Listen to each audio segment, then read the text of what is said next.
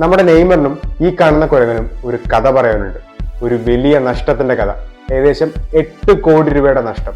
എങ്ങനെ നഷ്ടപ്പെട്ടു? എന്തുകൊണ്ട് നഷ്ടപ്പെട്ടു? Yes, let's dive into the world of NFTs. കഥ പറയുന്നതിന് മുമ്പ് നമുക്ക് NFTs എന്താ നോക്കാം. NFT എന്നാൽ നോൺ ഫഞ്ചബിൾ ടോക്കൺ എന്നാണ്. ഇത് ഡിജിറ്റൽ അസറ്റുകളുടെ ഓണർഷിപ്പ് തെളിയിക്കുന്ന ഒരു യുണീക് ടോക്കൺ ആണ്. അതായത് നിങ്ങൾ ഒരു ഡിജിറ്റൽ പെയിന്റിംഗ് വരച്ചു, അതൊരു NFT ആക്കിയാൽ അത് നിങ്ങളുടെ യുണീക് ആർട്ട് വർക്കായി മാറും. അതിനുശേഷം നിങ്ങൾക്ക് അത് NFT മാർക്കറ്റ് പ്ലേസിൽ ലിസ്റ്റ് ചെയ്ത് പിന്നെ വിൽക്കാനും സാധിക്കും. അപ്പോൾ കഥ നടക്കുന്നത് 2022 ജനുവരിയിലാണ്. വില കൂടുമെന്ന ധാരണയിൽ നമ്മുടെ നെയ്മർ ഈ കാണുന്ന 2 NFTs ഇൻവെസ്റ്റ് ചെയ്തു. ബോർഡ് ഏപ്പ് യാർഡ് ക്ലബിന്റെ വളരെ ഫേമസ് ആയിട്ടുള്ള NFTs ആയിരുന്നു ഇത്.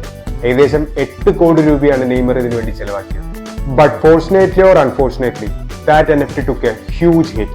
ആൻഡ് ഇന്നതിന്റെ വില എന്ന് പറയുന്നത് വെറും 77 ലക്ഷം രൂപയാണ്. ഏകദേശം 90% നഷ്ടം. NFT ഇൻവെസ്റ്റ്മെന്റ് ഒരു അപകട സാധ്യതയുള്ള മേഖലയാണ്. So next time if you see an NFT art, always remember the story of Neymar.